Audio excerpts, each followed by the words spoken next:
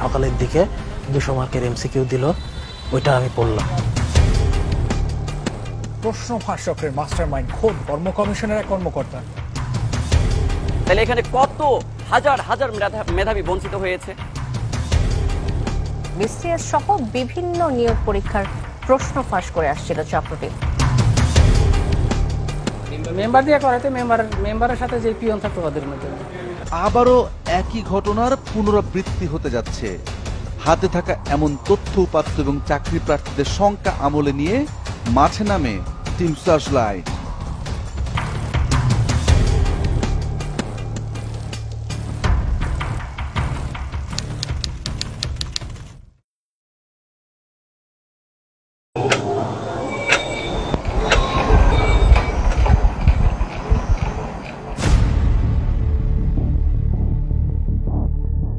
উদ্বেগ, উৎকণ্ঠা, চাকরির পরীক্ষার তীব্র প্রতিযোগিতায় নিজেকে প্রস্তুত করতে লাখো বেকারের শেষ ভরসা কঠোর পরিশ্রম আর অধ্যাবসায়।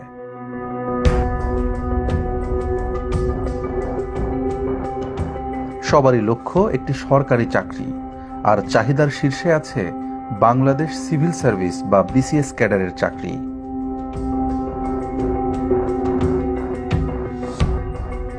তবে স্বপ্নের এই চাকরি খুব সহজে ধরা দেয় না। যারা সেটি পায় তাদের অনেক পরিশ্রম আর সাধনার ভেতর দিয়ে যেতে হয়, কেননা একটি পদের জন্য লড়েন শতাধিক প্রার্থী।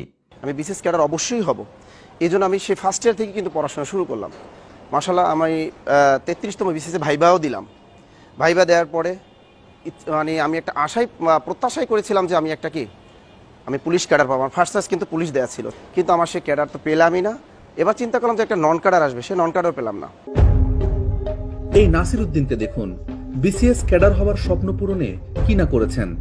রাতের পর রাত জেগে পড়েছেন, কোচিং সেন্টারে দৌড়েছেন, এমনকি বিশ্ববিদ্যালয়ের পড়াও ঠিক মতো করেননি। সব মিলিয়ে আমি শতাধিক কিন্তু চাকরি পরীক্ষা অ্যাপ্লাই করেছি, পরীক্ষা দিয়েছি। এর ভিতরে আমি কিন্তু 19টার মতো ভাইবাই দিয়েছি বিভিন্ন সরকারি মন্ত্রণালয় অধিদপ্তরে, কিন্তু আমি কি একটা চাকরি পাওয়ার মতো যোগ্য ছিলাম না? এমন হাজারো স্বপ্নভঙ্গের গল্প আছে, আছে হতাশার ডামাডোল, দুশ্চিন্তা।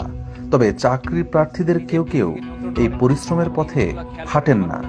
মেধার পরখে না গিয়ে তারা বেছে নেন সাফল্যের শর্টকাট, অনৈতিক পন্থা।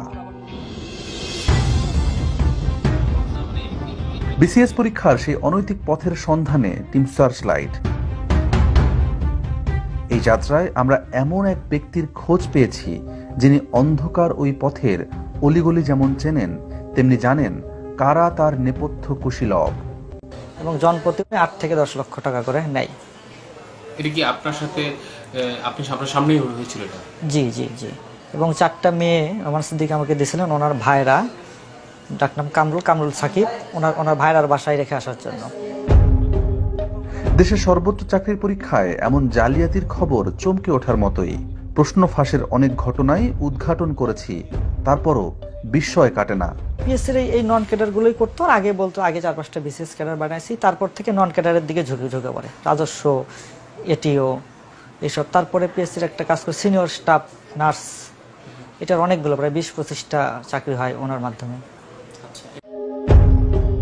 বিসিএস পরীক্ষায় প্রশ্ন ফাঁসের যে সূত্র পাওয়া গেল সেটি চমকপ্রদ হলেও একেবারেই অমূলক নয়। পূর্বের অনিয়মগুলোয় নজর দিলে এটি স্পষ্ট হয়। আলোচিত এই পরীক্ষা ঘিরে নানা সময় প্রশ্ন ফাঁস, ডিজিটাল ডিভাইস জালিয়াতি, এমনকি মৌখিক পরীক্ষায় অনিয়মের অভিযোগও উঠেছে। এ যেন সর্ষের ভেতরে ভূত। এবার ফাঁস হলো সরকারি কর্ম কমিশন পিএসসির নিয়োগ পরীক্ষার প্রশ্ন, আর প্রশ্ন ফাঁস চক্রের মাস্টারমাইন্ড খোদ কর্ম কমিশনের এক কর্মকর্তা। গেল শুক্রবার অনুষ্ঠিত রেলওয়ের নিয়োগ পরীক্ষায় প্রশ্নপত্র ফাঁসের ঘটনা আমাদের সংশয়কে ঘনীভূত করেছে। কিন্তু তাই বলে বিসিএস পরীক্ষাতে সত্যিই কি প্রশ্ন ফাঁস সম্ভব? বিসিএস সহ সরকারি কর্ম কমিশন পিএসসির নিয়োগ পরীক্ষায় আদৌ প্রশ্ন ফাঁস হয় কিনা, হলে কারা সেই প্রশ্ন ফাঁস করে, এসব প্রশ্নের উত্তর খুঁজতে চাই আমরা। তবে তার আগে ফিরতে হবে রেলওয়ের নিয়োগ পরীক্ষার প্রশ্ন ফাঁসের ঘটনায়, কেননা ওখানেই লুকিয়ে আছে অনেক সূত্র।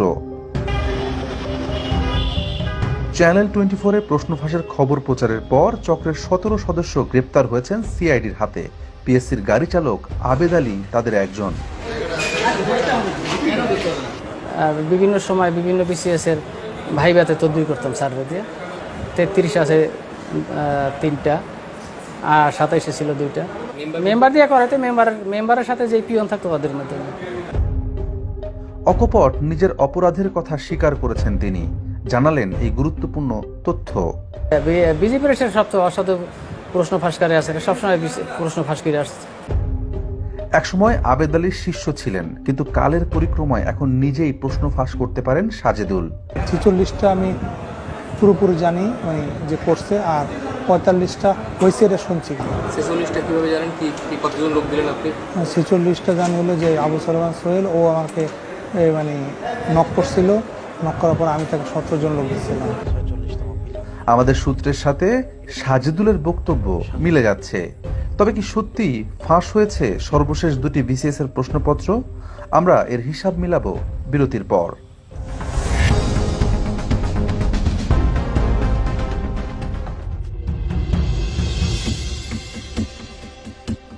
রাষ্ট্রের সাংবিধানিক প্রতিষ্ঠান পিএসসি সরকারের প্রথম ও দ্বিতীয় শ্রেণীর কর্মচারী নিয়োগ সংক্রান্ত বিষয়াদি দেখভালে 1972 সালে গঠিত হয় সরকারি স্বায়ত্তশাসিত এই প্রতিষ্ঠান।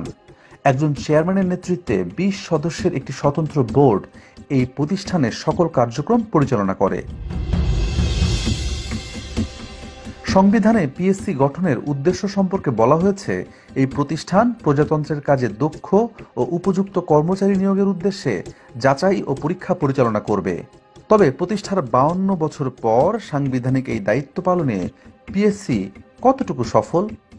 রেলওয়ের কোশ্চেন যেহেতু ফাঁস হয়েছে এবং যার প্রমাণও আছে আমাদের কাছে। 5 জুলাই রেলের উপসহকারী প্রকৌশলীর নিয়োগ পরীক্ষায় প্রশ্নপত্র ফাঁসের খবরে এই সংশয় আরো জোরালো হয়েছে। বিশেষ করে পিএসসির নিয়োগ পরীক্ষার নিচ্ছিদ্র নিরাপত্তা এখন প্রশ্নের মুখে।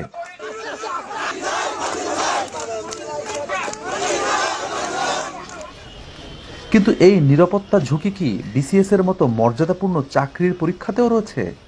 আদৌ কি বিসিএস পরীক্ষার প্রশ্নপত্র ফাঁস করা সম্ভব? পাবলিক সার্ভিস কমিশনের যে রুমটাতে প্রশ্নপত্র প্রণয়ন থেকে শুরু করে প্রশ্নপত্র সংক্রান্ত ডিসকাশনটা করা হয়, মেম্বার ইচ্ছে করলে ঢুকতে পারে না।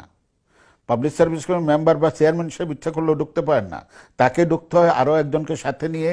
এবং সেখানে যে ইয়েটা আছে, এখন সর্বোচ্চ যে আধুনিক যে পদ্ধতি আছে, যে ফান্স মেশিন মাধ্যমে এটা করে, এবং সেটা 24 ঘন্টায় সিসি ক্যামেরার আওতাধীন আছে। কে ঢুকতেছে কে বাইরে হচ্ছে এটা ইচ্ছা করলে তখন সাথে সাথে জানা যায়। পিএসসির সাবেক সদস্য, তার কথায় এটি স্পষ্ট, কঠোর নিরাপত্তা এবং নিচ্ছিদ্র প্রক্রিয়ার মধ্য দিয়ে প্রশ্ন তৈরি ও প্রণয়নের কাজটি করে থাকে পিএসসি। যারা সাধারণত এক্সপার্ট, তাদের কাছ থেকে প্রশ্নটা আসার পরে সংশ্লিষ্ট পরীক্ষা কমিটির চেয়ারম্যান তার কমিটির মাধ্যমে এখানে প্রশ্নটাকে মডারেশন করে। মডারেশন হওয়ার পরে প্রশ্নপত্র তৈরি হয়ে ফাইনাল হয়ে ওই যে পাণ্ডুলিপির কথা বললাম, পাণ্ডুলিপি আকারে থাকে। পরবর্তীতে যখন পরীক্ষার ডেট নির্ধারিত হয় তার কিছুদিন আগে প্রশ্নপত্র পাবলিক সার্ভিস কমিশনের মাধ্যমে বিজেপি এসে পাঠানো হয়। পিএসসি থেকে প্রশ্নের চূড়ান্ত পাণ্ডুলিপি প্রেসে পাঠানোর পরে শুরু হয় ছাপার প্রক্রিয়া। আর এই কাজে পিএসসি ভরসা করে বাংলাদেশ গভর্নমেন্ট প্রেসের উপর, যেটি বিজি প্রেস নামে পরিচিত। তবে এই বিজি প্রেসের রয়েছে প্রশ্ন ফাঁসের ইতিহাস। পূর্বের ঘটনা প্রবাহে নজর দিলে এটি স্পষ্ট হয়। আলোচিত এই প্রেস ঘিরে নানা সময় প্রশ্ন ফাঁস ও অনিয়মের খবর গণমাধ্যমের শিরোনাম হয়েছে। বিসিএস এর প্রশ্ন এটা বিজি প্রেসের মাধ্যমে হয়। এরা বিজি প্রেসের একটা যে কাজ করে ওরা করে, যেমন বিজি প্রেসের ওরা ওদের সাথে বাইরের লিঙ্ক আছে, ওই লিঙ্কে ওরা করে। পিএসসির কর্মচারী সাজেদুল ইসলামের কথায়ও একই ইঙ্গিত রয়েছে।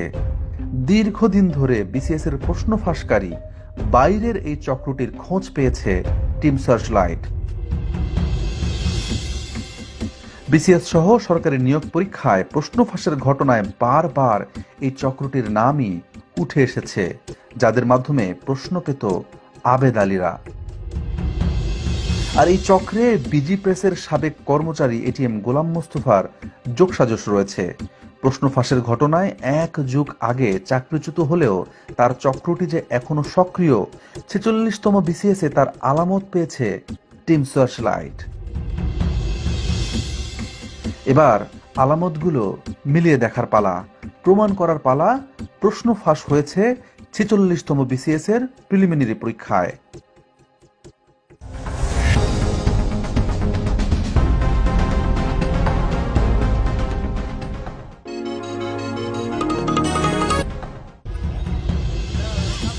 ছেচল্লিশতম বিসিএস এর 3140টি পদের জন্য গত বছর বিজ্ঞপ্তি প্রকাশ করে পিএসসি।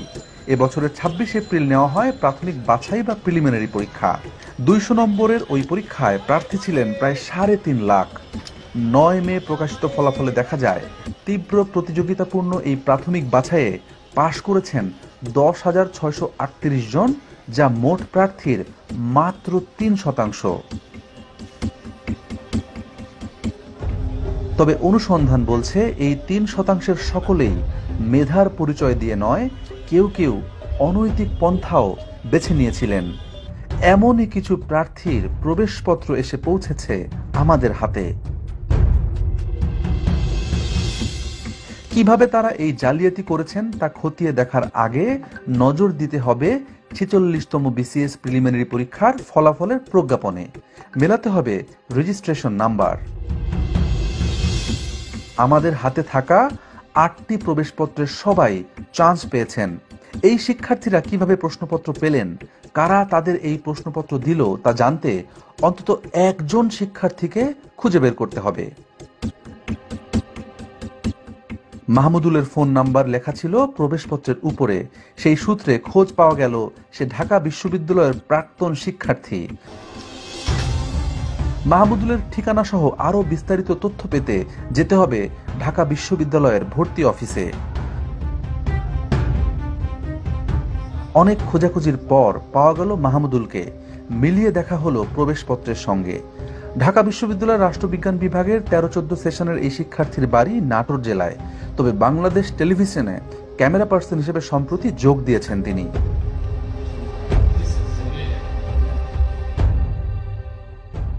শুরুতে ক্যামেরায় মুখ দেখাতে না চাইলেও এক পর্যায়ে কথা বলতে রাজি হলেন তিনি।